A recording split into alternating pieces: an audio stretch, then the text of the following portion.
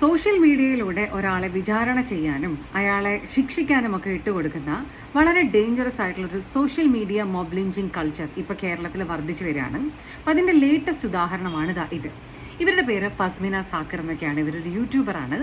ഇതിലും കൂടുതലായിട്ട് നമ്മൾ ഇവരെ ആദ്യം അറിഞ്ഞു തുടങ്ങിയത് ഇപ്പം നിലവിൽ വിവാദ നായകനായിട്ട് നിൽക്കുന്ന തൊപ്പി എന്ന് പറയുന്ന ഇൻഫ്ലുവൻസറുടെ മുമ്പത്തെ കാമുകിയൊക്കെ ആയിട്ടാണ്. അതെന്തെങ്കിലും ആവട്ടെ, ഇവർ നിലവിൽ വീണ്ടും ഒരു വിവാദത്തിന് തിരികൊളുത്തിയത് ഇങ്ങനെയൊക്കെയാണ്. ഒരു ഓട്ടോ ചേട്ടൻ്റെ വണ്ടി വിളിച്ചിട്ട് സുഡിയോയിൽ പോകണം എന്ന് പറയുന്നു.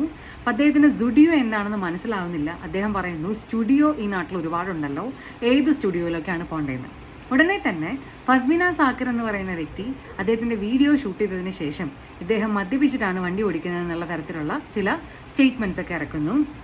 അങ്ങനെ അദ്ദേഹത്തിൻ്റെ വണ്ടി ആരും വിളിക്കാതെയാകുന്നു. അദ്ദേഹത്തിൻ്റെ ജീവിതമാർഗം അല്ലെങ്കിൽ കഞ്ഞിയോടി മുട്ടുന്ന ഒരു സിറ്റുവേഷൻ ഉണ്ടാകുന്നു. അങ്ങനെ മറ്റൊരു പയ്യൻ വന്നിട്ട് ഇദ്ദേഹത്തിൻ്റെ വീഡിയോ എടുത്ത് ഇദ്ദേഹത്തിൻ്റെ പ്രശ്നങ്ങൾ നാട്ടുകാരെ അറിയിക്കുന്നു. അപ്പം അതിൽ അദ്ദേഹം പറയുന്നു, ഞാൻ കുടിക്കുന്നൊരു വ്യക്തിയാണെന്ന് തെളിയിച്ചാൽ ഞാൻ എൻ്റെ വണ്ടി തന്നെ തിരിച്ചു തന്നേക്കാമെന്ന്.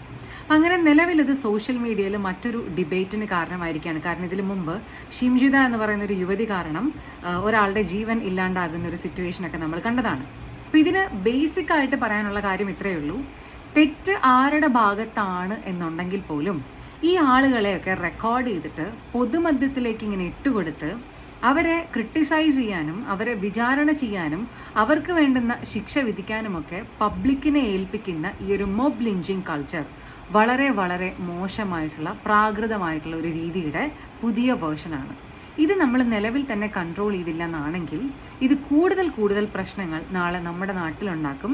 ഇത് കൺട്രോൾ ചെയ്യുന്നതിൻ്റെ പറ്റുന്നതിൻ്റെ അപ്പുറത്തൊരു അല്ലെങ്കിൽ ദിശയിലോട്ട് ഇത് മാറാനുള്ള സാധ്യതയുണ്ട്.